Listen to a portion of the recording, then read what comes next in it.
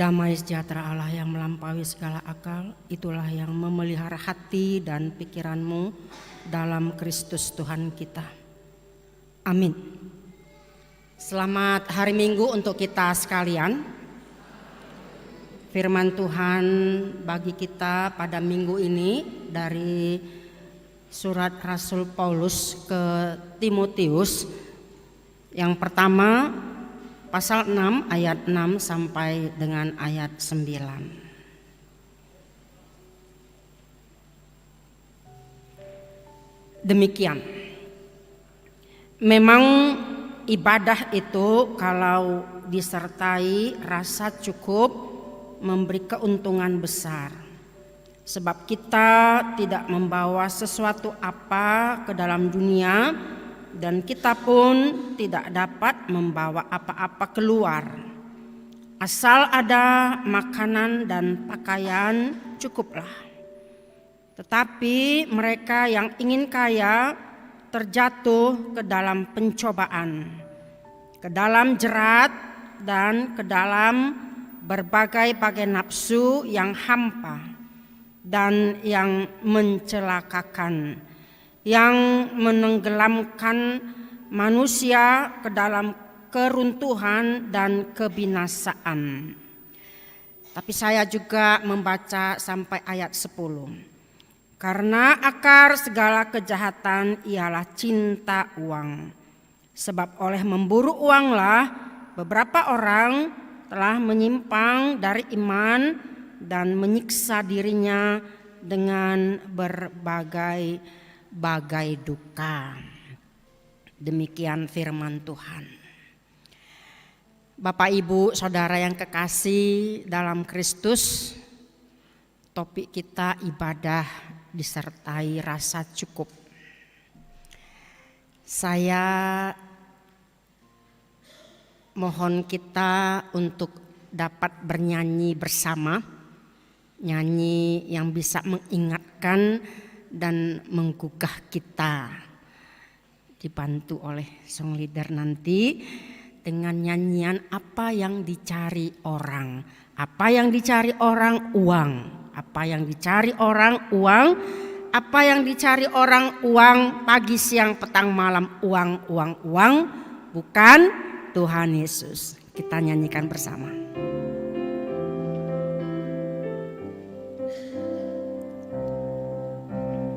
Apa yang dicari orang? Uang. Apa yang dicari orang? Uang. Apa yang dicari orang? Pagi, petang, uang, uang, uang, bukan Tuhan Yesus. Terima kasih untuk kita semuanya. Itulah kehidupan kita, bahwa kita tidak terlepas dengan uang. Apalagi kita sebagai orang Batak sangat berjibaku ya, untuk mencari sesuatu yang sangat berarti, yang kita butuhkan bahkan kita inginkan untuk memenuhi di dalam keluarga kita. Jadi bukan hanya prestasi yang dicari orang, tapi juga prestise dikejar oleh orang. Itu sebabnya filosofi orang Batak toluha, hamoraon, hagabeon, hasangapon. Itulah luar biasanya. Untuk tujuan inilah banyak orang Kristen jatuh dalam berbagai pencobaan. Jadi prinsip hidup tak lagi mencari sesuap nasi untuk kebutuhan keluarga, kebutuhan primer ya, tetapi orang juga mencari segenggam berlian katanya ya. Ini pernah muncul viral ya, ibu-ibu katanya mencari sesuap nasi dan segenggam berlian. Artinya adalah bahwa hidup ini tak cukup hanya makan. Orang mencari jabatan, kedudukan, kekayaan, berlimpah ruah. Luar biasa kita sebagai orang tua untuk memenuhi kebutuhan kehidupan sehari-hari, sadar atau tidak kita telah kehilangan hubungan dengan keluarga, ya. Subuh kita sudah berangkat bekerja, apalagi di kota-kota besar. Di kota Jakarta itu luar biasa hiruk pikuknya manusia.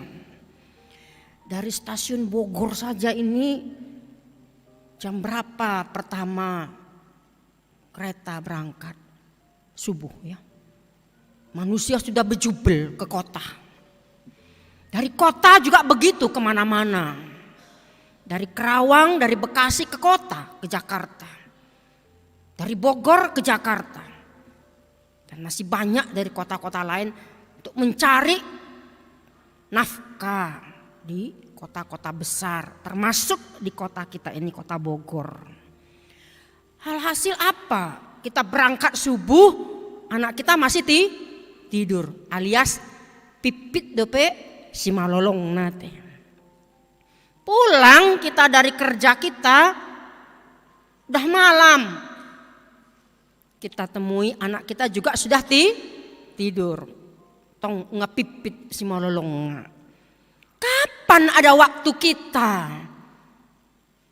untuk bercengkrama, ya, menasihati anak kita, mengenali dia, karakternya, apa yang dia butuhkan. Bukan hanya kita memberikan dia makan dan membesarkannya, tapi bagaimana kita memberikan pelukan kita, memberikan kasih sayang kita, elusan kita kepada anak-anak kita. Itulah luar biasanya manusia secara umum untuk mencari sesuap nasi dan segenggam berlian tadi, ya. Jadi inilah yang harusnya kita renungkan. Saya yakin kita mengenal paling tidak nama atau juga sosok seorang Steve Jobs. Tak cuma kaya dan sukses, dia juga mewariskan kemajuan teknologi bagi peradaban manusia. Namun siapa sangka di akhir hidupnya Jobs menyatakan tentang penyesalannya akan kehidupan yang sudah dia jalani. Katanya, dalam dunia bisnis aku ada simbol kesuksesan. Seakan-akan harta dan diriku tak bisa dipisahkan. Namun ketika aku berbaring di rumah sakit dan merenungkan jalan hidupku, maka kekayaan, nama yang tenar, kedudukan, semuanya tidak ada artinya lagi. Bahkan itu hanya sebuah ilusi. Sekarang aku mengerti, katanya. Asal memiliki harta secukupnya, itu sudah cukup. Mengejar kekayaan tanpa batas bagaikan monster yang mengerikan. Itulah kesaksiannya, ya. Jadi dengan berjalannya waktu, suatu saat kita akan sampai pada tujuan. Tujuan apa? Akhir hidup kita. Jadi bagaikan panggung atau pentas, maka tirai panggung itu satu saat akan tertutup dan pentas akan berakhir. Hidup kita ini akan berakhir.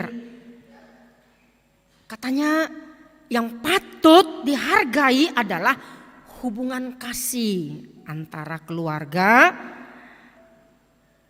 kasih cinta antara suami dan istri, dan juga kasih persahabatan dengan teman-teman. Luar biasa kesaksian dia ini. Kadangkala memang kehidupan kita karena kekayaan itu, nama dan kedudukan ini bisa saling bertolak belakang dengan hubungannya. Padahal sebenarnya tidak semuanya seperti itu. Tapi justru fakta membuktikan karena uang, karena harta kekayaan, loh dulu dia ini miskin, sekarang sudah kaya. Gak ada lagi kedekatan. Sekarang rumah orang di kota-kota besar temboknya sudah tinggi-tinggi.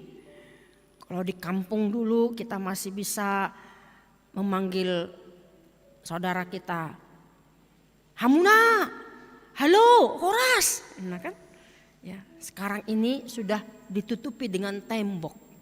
Artinya adalah orang begitu sulitnya untuk masuk ke dalam rumah kita. Rumah kita sudah kita tutup rapat. Hanya kita yang bisa menikmati. Orang lain tak dapat lagi datang. Dulu rumah kita yang terdiri dari tepas itu mungkin masih lantai tanah atau sudah semi permanen. Masih ada pertanyaan, masih ada persekutuan, masih ada orang datang. Orang dari kampung bisa berminggu-minggu tinggal di rumah kita. Mau makan gulamo kek, mau makan tahu tempe, semua penuh dengan sukacita.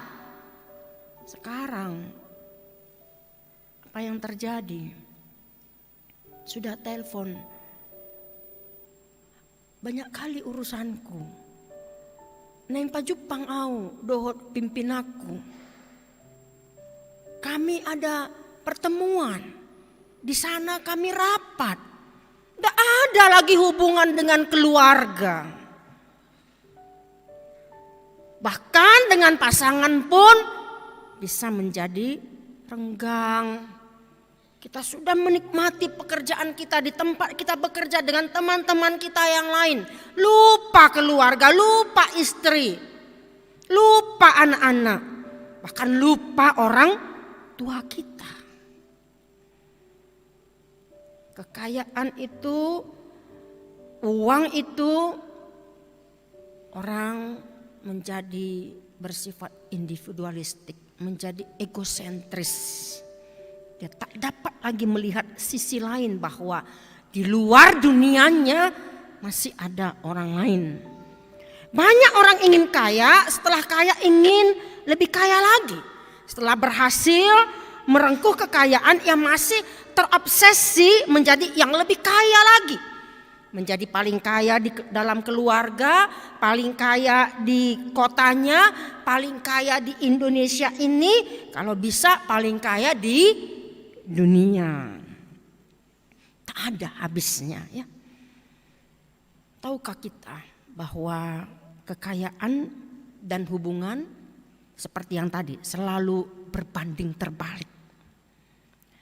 Bapak Ibu Saudara yang kekasih, kenapa semua itu bisa terjadi? Karena orang-orang telah mengorbankan hubungan. Dalam keluarga bisa terputus hubungan kakak beradik hanya karena harta warisan, peninggalan orang tua. Bisa tidak omongan bertahun-tahun, bahkan bisa saling bunuh. Itulah hebatnya kekuatan uang itu. Maka sekali terjerat cinta akan uang dalam ayat 10 tadi ya, maka kita akan selalu merasa lapar dan kurang akan sesuatu. Belajar dari kesaksian Steve Jobs tadi, salah satu orang yang terkaya sejagat, akhirnya dia mengakui kebenaran firman Tuhan. Asal ada makanan dan pakaian cukuplah. Akhirnya itu juga yang terlontar dari pengakuannya. Jadi sebelum pentas selesai, tirai panggung tertutup, apa yang menjadi prioritas dalam hidup kita ini? Bapak Ibu Saudara yang kekasih, latar belakang yang diungkapkan oleh Rasul Paulus kepada Timotius, karena ada pengajar-pengajar sesat yang masuk menyusup di tengah-tengah gereja pada waktu itu. Supaya berhati-hati bahwa karena mereka mencintai uang, mereka jatuh ke dalam pencobaan, mereka jauh dari Tuhan. Jadi perikop ini untuk mengajar kita bagaimana memaknai, mencari dan menggunakan uang itu dalam kehidupan kita. Apakah dia sebagai alat, apakah dia sebagai tujuan.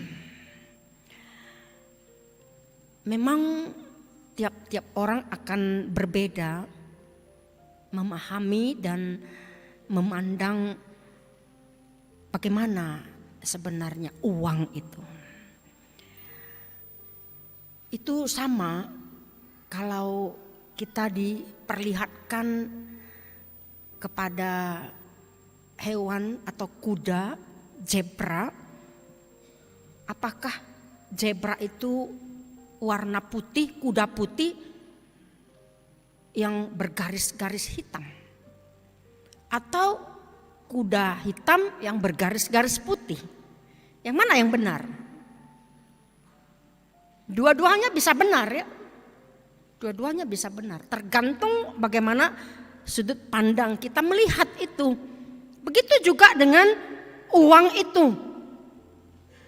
Atau dengan media, internet. Dan semua yang kita miliki. Sebagaimana uang itu dia punya dua sisi. Apakah dia menjadi hamba yang baik atau tuan yang jahat bagi kita.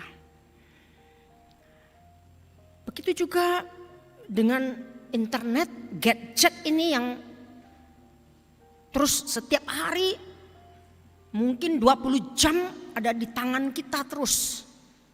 Pada saat kita tidur saja enggak kita pegang ya. Ketika saya tiba dalam ibadah pertama saya di Ojakon tanggal 14 Agustus. Saya sedikit kaget. Kita memang sudah memasuki postmodern dengan menggunakan teknologi canggih, bahwa tata ibadah kita semua jemaat diperkenankan membuka handphone kita.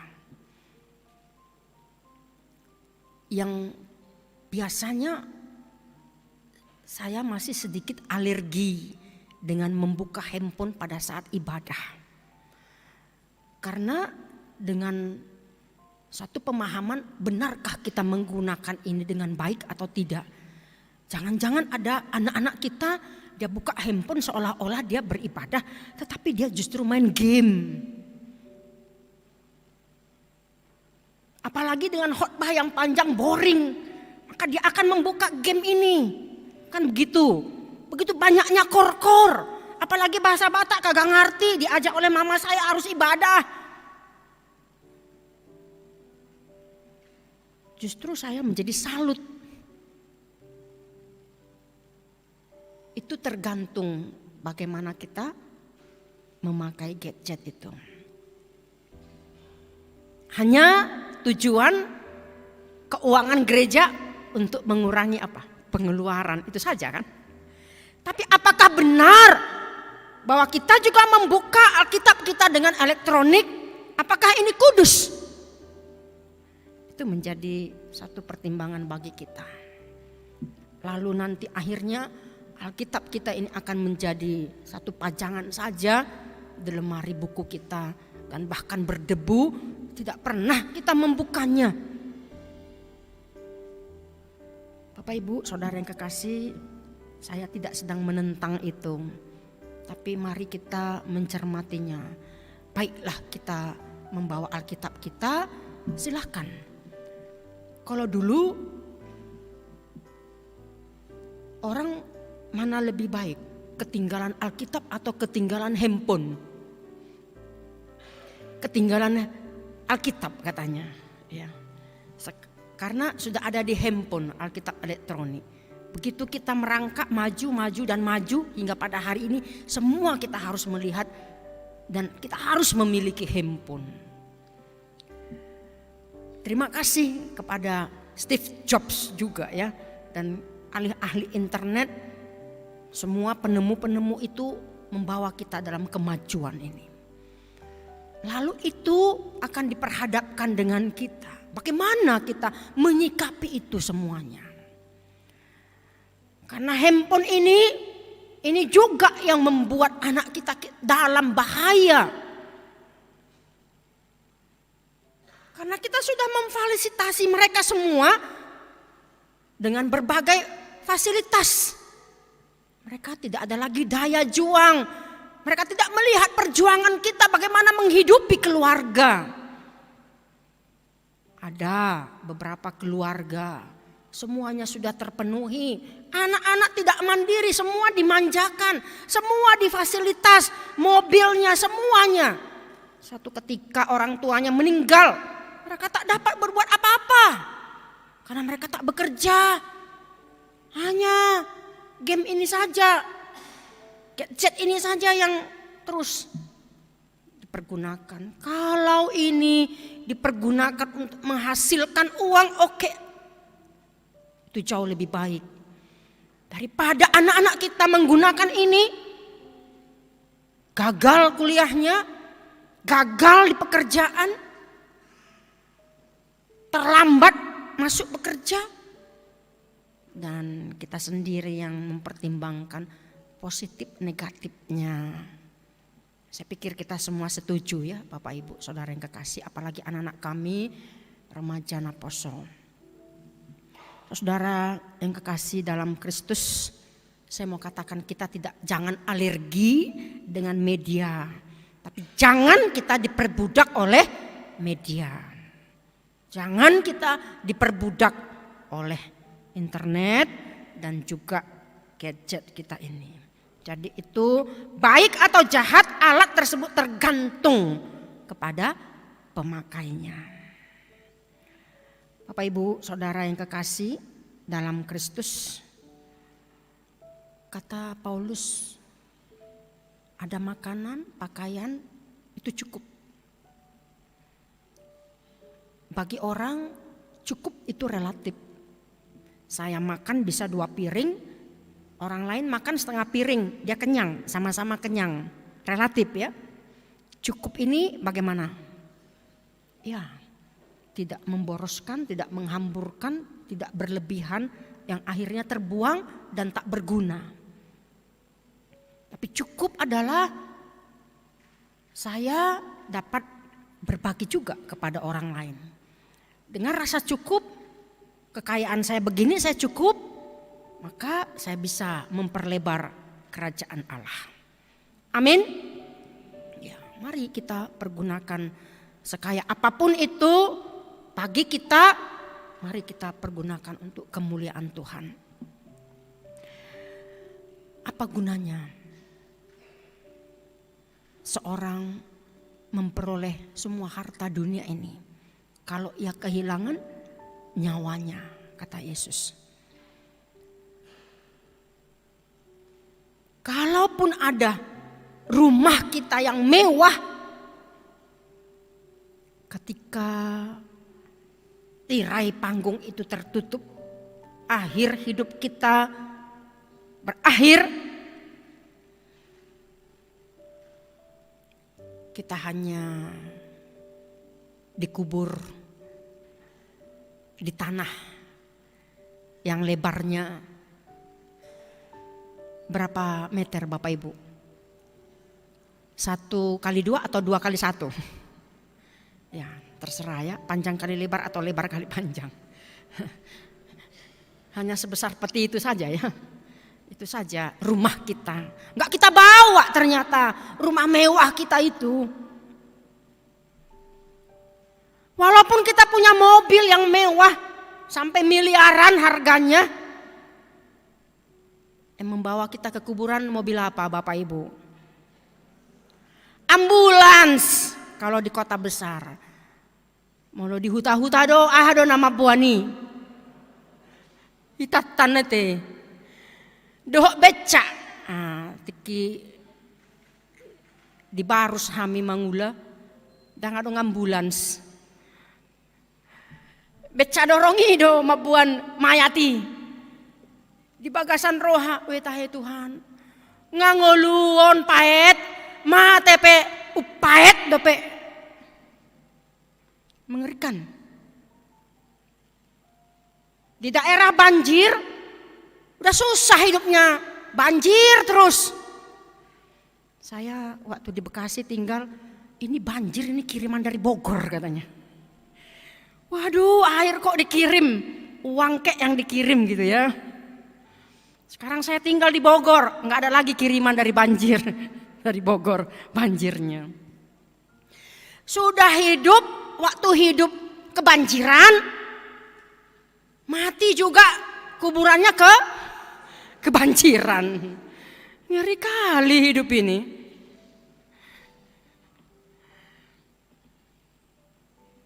Kalau kita punya baju yang mahal, ratusan juta. Gak tahu saya apa ada baju ratusan juta, ada lah ya. Pasti ada lah. Kita mati pakai baju apa Bapak Ibu? Pamulu hita halak batak holan jas. Najegi sido kan, dan mungkin pakeon beli orang sada do pakeoni kan itu. Do kebaya na umargai kan, si pata kay naon tikip kebaya pengantin na do pakai ido tung mate. Tonahon nanti kalau mama mati baju kebaya pengantinku ini ya pakaikan ke akuin, nah, kan adong do songoni kan.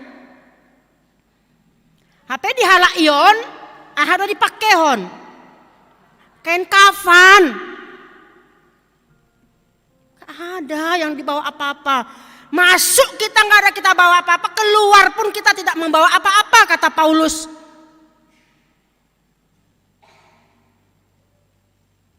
Lalu apalah arti hidup kita ini? Kalau kita punya rasa cukup, kita bersyukur. Kita sudah punya rumah, jangan mengeluh. Lihat orang yang tunawisma yang nggak punya rumah. Alias gelandangan. Masihkah kita menengok ke sana? Kita punya makan yang cukup, punya lauk yang mewah. Alai dijabu pe orang namar badai. Apa gunanya kata Amsal Salomo? Makan daging tapi berbantah-bantahan. Kita tidak menengok orang di sana makan kerupuk saja cukup asal ada nasinya. Ya dosongoni tukang membangun parkir gereja divideokan. Tiki kami di resort Cibubur. Maaf. Nasa ondo idahana 2 hali. Holan idahan doh huwa ikan itu. Terus begitu ya, gak ada lauknya cuma hanya dengan kuah doang. Luar biasa. Apa ya anak kota kita sudah memberikan makanan yang enak, susah banget makannya kan. Terbuang-buang bahkan. Coba kita makan di restoran, kenapa ada budaya meninggalkan menyisakan makanan? Habiskanlah. Jangan kita menilai penilaian orang lain, nanti dikira orang saya congok, rakus. Udah di restoran kok sampai kering nasinya, sampai bersih. Padahal kalau dikumpulkan di semua sisa-sisa itu bisa memberi makan 100 orang, ya kan? Lebih bahkan.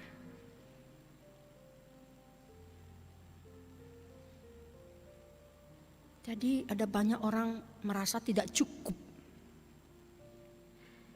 Kita diajar oleh Rasul Paulus melalui firman Tuhan ini bagaimana kita untuk belajar bersyukur apa yang ada pada kita. Jangan sampai kita jatuh ke dalam dosa. Seperti yang viral sekarang ini ya. Kekayaan dikumpulkan karena korupsi, karena penjudian dan banyak hal. Akhirnya berakhir di mana? Penjara. Namanya tercoreng, harga dirinya direndahkan. Apalagi halak Kristen musei, agak inahita kan. Ini menjadi pelajaran yang berharga bagi kita. Maka marilah kita untuk bersyukur dan merasa cukup apa yang sudah Tuhan berikan. Jangan kita sampai jatuh ke dalam dosa. Mari kita belajar dari Steve Jobs dan masih banyak pengalaman-pengalaman orang lain menjadi guru yang terbaik bagi kita. Amin, kita bersatu dalam doa.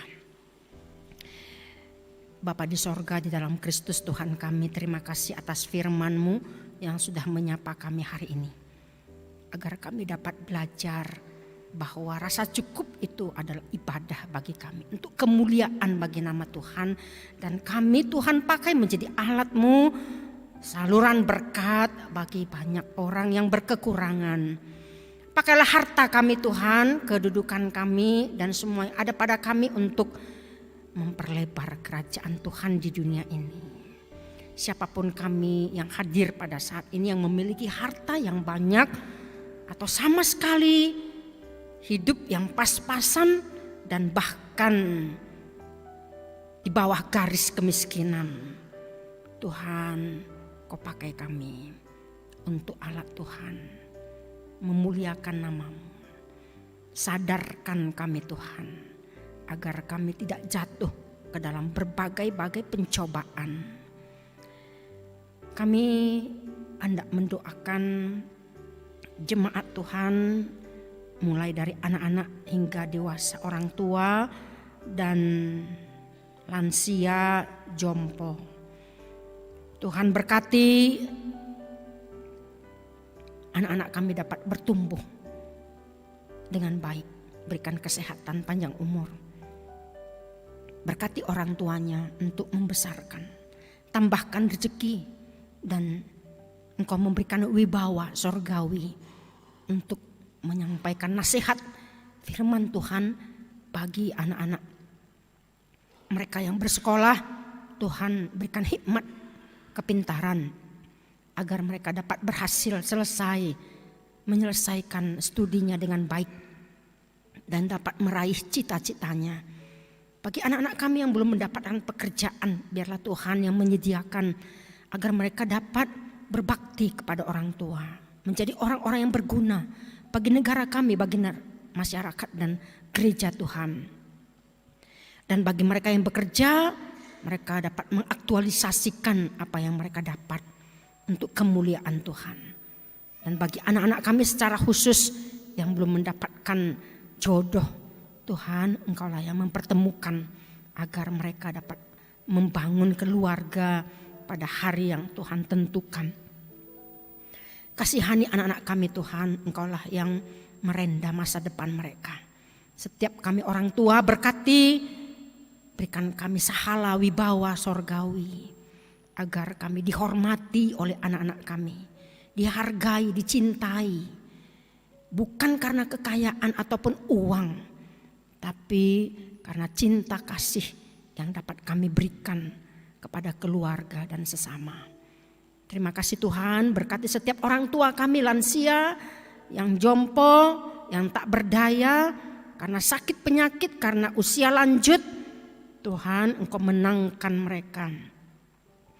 Ingatkan mereka Tuhan dan pekakan pendengaran mereka akan sorga yang akan Engkau berikan bagi mereka. Jangan biarkan mereka tersesat, dilupakan oleh dunia ini, oleh karena iblis. Tapi Tuhan ingatkan bahwa sorga Tuhan sediakan bagi mereka. supaya mereka tetap berharap dan menyerahkan diri kepada Tuhan. Kami mau mendoakan anak yang telah lahir di keluarga Chris Santofel Sander Parulian Manurung dengan Ibu Yeni Oktaviani Borusi Payung. Berkati mereka Tuhan agar mereka menjadi keluarga yang penuh cinta kasih, tambahkan rezeki panjang umur agar mereka mampu untuk membesarkan anak yang sudah Kau titipkan bagi mereka. Dan juga jemaat Ruas Parguru, Saudara Deborah Boru Siregar yang datang dari agama lain. Biarlah Engkau teguhkan imannya, biarlah Roh Kudus-Mu bekerja agar dia dapat memahami dan mengenal Tuhan di dalam kehidupannya. Juga sakramen baptisan kudus yang akan diadakan pada tanggal 9 Oktober yang akan datang. Tuhan berkati, berikan kesehatan bagi anak-anak yang akan diserahkan untuk menerima baptisan, dan juga orang tua berkati Tuhan supaya semua boleh berjalan dengan baik. Secara khusus jemaat yang sakit, Bapak T. Lubis Boruna Baban dirawat di RSUD Ciawi, Nyonya Manulang Boru Siregar di Rumah Sakit Atang Sanjaya, Bapak Osiagian dirawat di Rumah Sakit Hermina, Nyonya MC Morangkir Boru Hutauruk di Rumah Sakit Fania, Sintua JR Huta Barat Boru Simanjuntak pemulihan di rumah, Nyonya RBM Butar-Butar Boru Tambun pemulihan di rumah, Bapak Asinaga Boru Rumah Horbo dirawat di Penang, Nyonya Yohanes Suryanto Boru Simamora pemulihan di rumah, dan masih banyak jemaat yang masih dalam perawatan yang tidak kami sebut lagi nama-nama mereka. Tuhan, Engkaulah yang memberikan kesembuhan bagi mereka. Berkati obat yang mereka konsumsi, makanan, minuman, bahkan vitamin, oksigen atau apapun yang mereka butuhkan. Kau kuduskan Tuhan, biarlah itu menjadi perantara Tuhan untuk menyembuhkan mereka, supaya mereka dapat melanjutkan tugas-tugas dan tanggung jawab mereka di rumah, di tempat pekerjaan ataupun di gereja. Tuhan, kami serahkan mereka ke dalam tangan pengasihan-Mu. Berkati keluarga yang turut merawat, berikan kesabaran, ketabahan dan juga cinta kasih agar mereka dapat saling mendukung dan membawakan sukacita bagi keluarga yang mereka kasihi yang sedang dalam keadaan sakit. Tuhan, kami juga menyerahkan keluarga yang berduka, mertua perempuan Bapak Elum Bantoruan Boru Nenggolan di Muara, mertua perempuan Bapak N. Siregar Boru Sihombing di Bogor, mertua perempuan Bapak S. Sinaga Boru Pasaribu di Brebes. Kami serahkan ketiga keluarga ini Tuhan, biarlah Engkau yang memberikan penghiburan dan kekuatan, Engkau yang mempersiapkan masa depan yang terbaik lagi ke depan, agar mereka bersama-sama dengan Tuhan untuk menjalani hidup hari-hari yang Tuhan akan berikan lagi.